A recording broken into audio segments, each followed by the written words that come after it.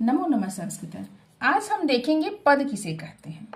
तो सार्थक शब्दों अर्थात वाक्य में प्रयुक्त शब्द जो खास अर्थ का बोध कराते हैं उन्हें ही हम पद कहते हैं या सार्थक शब्द को ही पद कहा जाता है। जैसे रामः गच्छति ये दोनों शब्द हैं और रामः गच्छति ये दोनों पद हुए।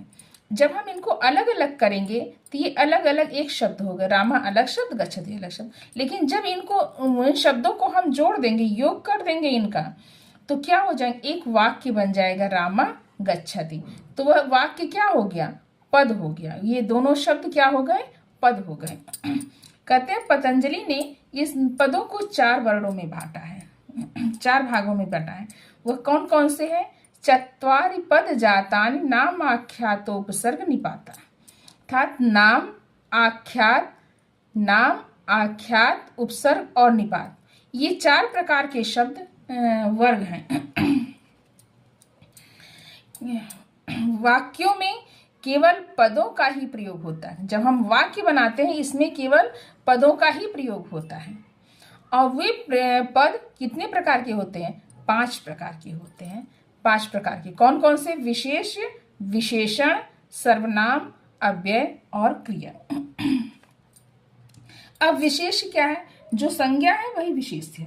किसी व्यक्ति, वस्तु, स्थान, भाव या गुण के नाम को विशेष कहते हैं, संज्ञा कहते हैं। तो जैसे राम हुआ, बालक हुआ, नदी हुआ, लता, ये सब क्या है? संज्ञा शब्द हैं। और दूसरा है विशेषण। अब जो विशेष के गुण को प्रकट करता है, जो संज्ञा के गुण को प्रकट करता है, वही विशेषण है। जैसे सुंदर नारी, तो सुंदरता क्या है? यह विशेषण हो गया।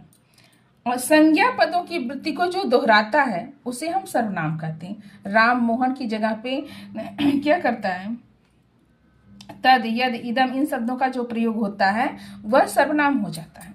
अव्यय उन शब्दों को कहा जाता है जो लिंग, वचन और विभक्तियों से सदा प्रभावित रहते हैं। जैसे यदा, कदा, एकदा, ये सब क्या है? अव्यय शब्द हैं। अब क्रिया क्या है? गम, हस, पठ, स्था, ये सब जो धातु रूप है वह क्रिया है। अब कहते हैं कि संस्कृत में शब्द रूप की दृष्टि से संज्ञा पद 6 प्रकार के होते हैं। संस्कृत में शब्द रूप की दृष्टि से संज्ञा पद कितने प्रकार के होते हैं? 6 प्रकार के। कौन कौन से? अजंत पुल्लिंग, अजंत स्त्रीलिंग, अजंत नपुंसकलिंग, हलंत पुल्लिंग, हलंत स्त्रीलिंग और हलंत नपुंसकलिंग। इसमें पुल्लिंग में देव, मुनि, भानु, पितृ आदि,